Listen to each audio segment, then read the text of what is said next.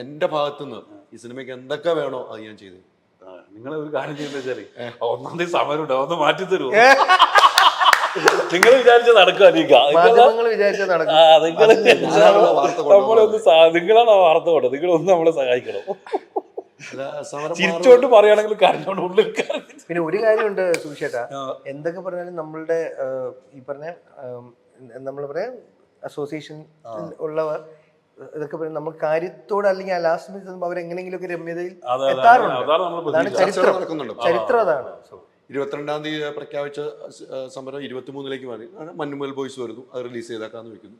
ഇനി 1-ാം തീയതി തൊട്ടാണ് റിലീസ് ഉള്ളത്. അപ്പം അതിൽ ചർച്ച വന്ന് മാറും. വലിയ സിനിമകൾ ഇപ്പൊ തിയേറ്ററിൽ ഓടുക, നന്നായിട്ട് ഓടുക. അല്ല, ആ സമയത്ത് ഒരു സമരം എന്ന് പറയുന്നത് ഒരിക്കലും അംഗീകരിക്കാൻ പറ്റുന്നില്ല. അതും ഫെബ്രുവരി ജനുവരിയിൽ ഓസ്ലർ, ഇത് പ്രേമലു, ഭ്രമയുഗം.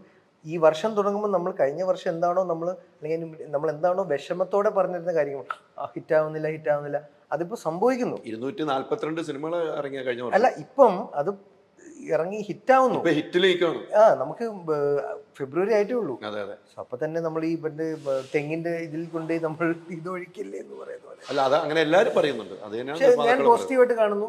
എപ്പോഴും കാര്യത്തിന് അവസാന ഡേക്ക് തലേദിവസം എങ്ങനെയെങ്കിലും രമ്യതയിൽ എത്തും ഞാൻ പ്രത്യാശിക്കുന്നു. അല്ല, അത് അങ്ങനെ ഒരു ചർച്ചകൾ നടക്കുന്നുണ്ട്. അല്ല, അലീക്ക് പറഞ്ഞ പോലെ അതിലൊരു അങ്ങനല്ല, എൻ്റെ ഒരു സുഖം വെച്ചിട്ട് അങ്ങനെ ഒരു ഇരട്ടത്താപ്പിട്ട് എനിക്ക് തോന്നുന്നു. അറിയാം, ഇപ്പൊ 22-ാം തീയതി അനൗൺസ് ചെയ്തൊരു സംഭവം 23-ലേക്ക് മാറ്റി. അപ്പൊ നമ്മളെ പോലെ പടങ്ങളൊക്കെ ഉണ്ട്. നമ്മളൊക്കെ ഇത്രയും സ്ട്രഗിൾ ചെയ്ത് വന്നിട്ട് ഭയങ്കര ഈ പറഞ്ഞ പോലെ ജീവിതം തന്നെ കൊടുത്തുണ്ടാക്കിയ സിനിമയാണ്. അപ്പൊ ഇതൊക്കെ ഇനിയിപ്പോൾ നമ്മൾ ഒരു ദിവസം പോലും മാറ്റിക്കഴിഞ്ഞാൽ നമുക്ക് ഒരുപാട് ബാധിക്കും, ലൈഫിനെ തന്നെ ബാധിക്കും പറഞ്ഞില്ല. അപ്പൊ അതിലും ഈ സംഘടനകളൊക്കെ മനസ്സിലാക്കണം, അവർ മനസ്സിലാക്കണം ഞാൻ വിശ്വസിക്കുന്നു. അല്ല, തീർച്ചയായിട്ടും അത്തരമൊരു ചർച്ചകൾ നടക്കുന്നുണ്ട്. രാജു ഒരു നിർമ്മാതാവും കൂടെയാണല്ലോ. നിർമ്മാതാവിൻ്റെ ആവശ്യങ്ങൾ നിർമ്മാതാക്കൾ ഉന്നയിക്കുമ്പോൾ തിയേറ്ററുകാരുടെ ആവശ്യം തിയേറ്ററുകാർ ഉന്നയിക്കും. അവിടെയാണ് ഈ വിഷയങ്ങൾ വന്നത്. പക്ഷേ ഇത്തവണത്തെ സമരം ഞാൻ കണ്ടത്, ഞാനാലോ ഈ ഇൻ്റർവ്യൂ എടുക്കുകയും ഈ വാർത്ത പുറത്തേക്ക്, ഇത്തവണത്തെ കണ്ട സമരം കണ്ടന്റ് ക്രിയേറ്റ് ചെയ്യുന്നതുമായി ബന്ധപ്പെട്ടാണ്. ക്വാളിറ്റിയുള്ള കണ്ടന്റുകൾ ഉണ്ടാക്കുന്നതിനെ കുറിച്ച് അല്ല, നമുക്ക് പ്രൊജക്ടർ മറ്റേ UFO ഒക്കെ ആണല്ലോ. അപ്പോൾ ഒരു നിർമ്മാതാവിന് അമിതമായ പൈസ വരുന്നു.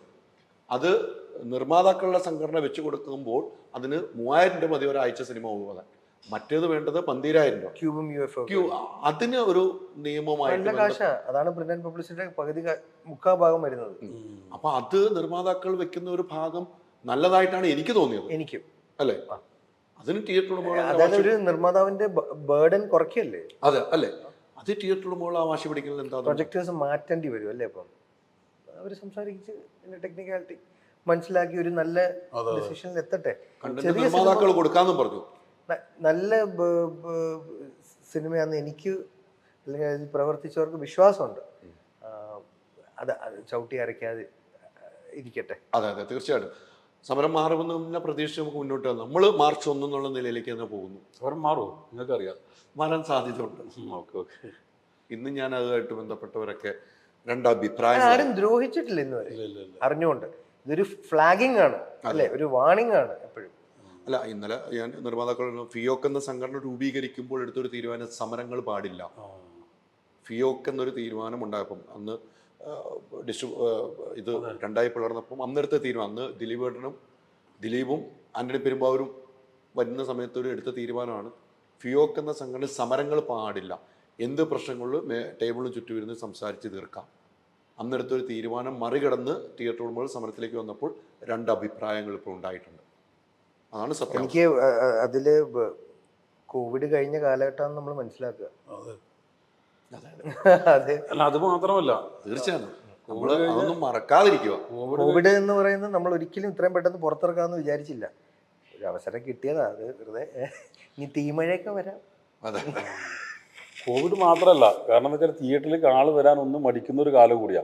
അവർക്ക് ഒരുപാട് ഓപ്ഷൻസ് ഉണ്ട്. അപ്പൊ അങ്ങനെ പ്രേക്ഷകർ എന്ന് പറഞ്ഞാൽ നമ്മൾ അവരെ വെറുതെ ടേക്കൻ ഫോർ ഗ്രാൻഡ് ആക്കി എടുത്ത് നമ്മൾ അവരെ നമ്മുടെ സൗകര്യത്തിനൊക്കെ അവര് തിരിച്ചു ഒരു ദിവസത്തിൽ വേണ്ടാന്ന് വെച്ച് കഴിഞ്ഞാൽ എല്ലാവരും. അപ്പൊ നമ്മൾ ചുമ്മാ അഹങ്കരിച്ചിട്ട് ഒരു കാര്യമില്ല. സിമ്പിളായിട്ട് ഞാൻ എൻ്റെ ഏറ്റവും മാന്യമായ ഭാഷയിൽ പറഞ്ഞത്. തീർച്ചയായും ഇപ്പോഴത്തെ തലമുറയ്ക്ക് ഇതൊക്കെ കാണുമ്പോൾ ഭയങ്കര പുച്ഛമാണ്. ഇങ്ങനത്തെ പല കാര്യങ്ങൾ ഇപ്പോഴത്തെ തലമുറയ്ക്ക് ഞാൻ പറഞ്ഞു. ഇപ്പോഴത്തെ ഒരു 10-15 വയസ്സുകാരനെ നമ്മൾ ഫ്ലാറ്റിലൊക്കെ ഉള്ള പുതിയ കുട്ടികൾ മലയാള സിനിമ അവർക്ക് വലിയ താല്പര്യമില്ല. ഗംഭീര ഹിറ്റാവുന്ന സിനിമകൾ അവർ കാണും. ചിലപ്പോൾ അവർക്ക് ഇങ്ങനത്തെ ഈ സമരവും ഇങ്ങനത്തെ ഈ TV വന്നിരുന്നുള്ള ഇതൊക്കെ ബാനിങ് എന്നൊക്കെ കാണുമ്പോഴല്ലോ അവർക്ക് അവർ പുച്ഛിക്കുകയാണ്.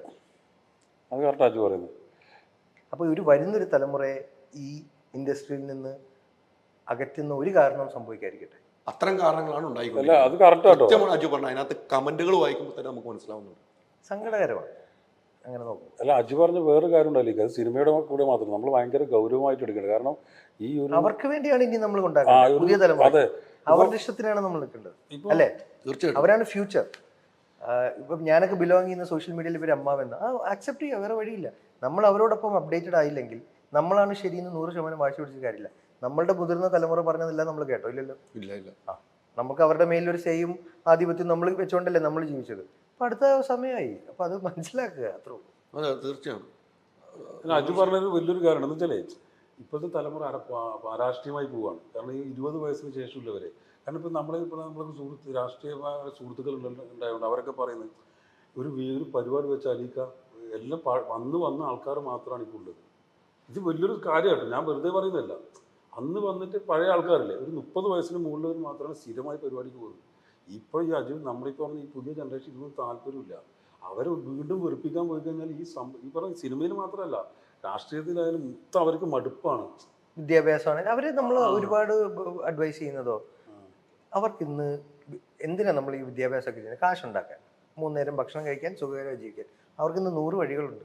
അതെ, 100 വഴികളുണ്ട്. അതെ. അവർക്ക് ഒരു ജോലിയും ചെയ്യാനൊന്നും മടിയില്ല. ഒരു കാലഘട്ടത്തിലായിരുന്നു ഈ ജോലി തരംതിരിവുകളൊക്കെ ഉണ്ടാകുന്നത്. വൈറ്റ് കോളർ ജോബ്, അല്ലെങ്കിൽ അതിനൊക്കെ ഒരു സ്റ്റേറ്റസ് കോ മെയിൻറ്റെയിൻ ചെയ്ത് കേരളത്തിൽ സമൂഹത്തിൽ. ഇന്നതൊന്നുമില്ല. കാശ് കിട്ടുന്ന ഏത് പണിയും മാന്യമായിട്ട് അവന്മാർ ചെയ്യും. അതെ. അപ്പം അതുകൊണ്ട് നമുക്ക് സിനിമ കാണേണ്ട നമ്മുടെ ആവശ്യമാണ്, നമ്മളുടെ പ്രൊഡക്റ്റ്. എന്നാൽ നല്ല സിനിമയാണെങ്കിലോ അവർ കൂടെ നിൽക്കും. അത് ഫോക്കസ് ചെയ്യുക, നമ്മുടെ ജോലി ചെയ്യുക. അതിൻ്റെ ഇടയ്ക്കുള്ള ഈ രാഷ്ട്രീയം ഇൻ ദ സെൻസ് ഇതൊക്കെ ഉള്ളിൽ നിന്ന് സോൾവ് ചെയ്യുക, പബ്ലിക് ആക്കാതിരിക്കുക. എന്തായാലും ഒരു കുടുംബമാണല്ലോ തിയേറ്റർ ആണെങ്കിലും അസോസിയേഷൻ എല്ലാം ഒരു കുടുംബമാണ്. ഒറ്റ ടേബിളിൽ ഇരുന്നാൽ പ്രശ്നങ്ങൾ പരിഹരിക്കാവുന്നുള്ളൂ. അതെ ഞാൻ പറഞ്ഞ ചർച്ചകൾ ഉള്ളിലോട്ടാക്കുക. ഇത് ജനമധ്യത്തിൽ വന്ന് നമ്മൾ അപഹാസ്യരാവാതിരിക്കുക. കാര്യം പുച്ഛമാണ് പുതിയ തലമുറയിലെ പലവർക്കും ഇന്ന് ഇങ്ങനത്തെ പല അമ്മാവൻ സിൻഡ്രോം എന്ന് അവർ വിളിക്കുന്നത്. മനസ്സിലായോ? ഞാനതിൽ പെടുന്നു. എനിക്ക് 40 വയസ്സായി. ചേട്ടനും മനസ്സുകൊണ്ട് എനിക്കറിയില്ല, പ്രായം കൊണ്ടും അല്ലെങ്കിൽ നമ്മളെയൊക്കെ ജനിച്ച വർഷം വെച്ച് നമ്മളൊക്കെ ആ കാറ്റഗറി എന്ന് വെച്ചാൽ അവർ തെറ്റാന്ന് ഒരിക്കലും പറയാൻ പറ്റില്ല. അവരാണ് ശരി. അങ്ങനെ അക്സെപ്റ്റ് ചെയ്തേ ലോകം മുന്നോട്ട് പോയിട്ടുള്ളൂ. ഇനി അങ്ങനെ തന്നെ യാത്ര ചെയ്യാനും പറ്റുള്ളൂ. ഒരു മാറ്റവും ഇല്ല. നമ്മൾ ഒരു പ്രൊഡക്റ്റ് ഉണ്ടാക്കി അത് പ്രേക്ഷകരുടെ മുമ്പിലേക്ക് എത്തിക്കാൻ നമ്മൾ തയ്യാറായിരിക്കുന്നു. അത് 1-ാം തീയതി തന്നെ എത്തിക്കണമെന്നുള്ള ആഗ്രഹവും നമ്മുടെ മുമ്പിലുണ്ട്. റിക്വസ്റ്റ് ചെയ്യുന്നു നമ്മൾ. അതെ, നമുക്ക് ഇനി ബാധ്യതകൾ വരാൻ പാടില്ല. അത്രയും വെക്കും തോറും ബാധ്യത കൂടുന്നു. അതാണല്ലോ ഏറ്റവും പ്രധാനപ്പെട്ട കാര്യം. ഇങ്ങനെ എത്രയോ സിനിമകൾ, ഇപ്പം ഈ ഒരു സിനിമ അങ്ങനെ എത്രയോ സിനിമകൾ ഉണ്ട്. ഉറപ്പല്ലേ റിലീസ് ചെയ്യാൻ ഇപ്പോൾ ആഴ്ചയിൽ 2-3 സിനിമകൾ ഉള്ളപ്പം ഇതേ അവസ്ഥയിലുള്ള എത്രയോ സിനിമകളുണ്ടോ? അതെ. അപ്പം നമുക്കൊരു തീരുമാനത്തിൽ എത്തുമ്പോൾ നമുക്ക് ഞാൻ പോസിറ്റീവായിട്ട് കരുതുന്നു. ലാസ്റ്റ് നിമിഷം നമ്മളുടെ അസോസിയേഷനിലുള്ള എല്ലാ സീനിയേഴ്സും നമുക്ക് ഫേവറബിൾ ആയിട്ടുള്ളൊരു ഇത് കിട്ടുന്നുള്ളൂ.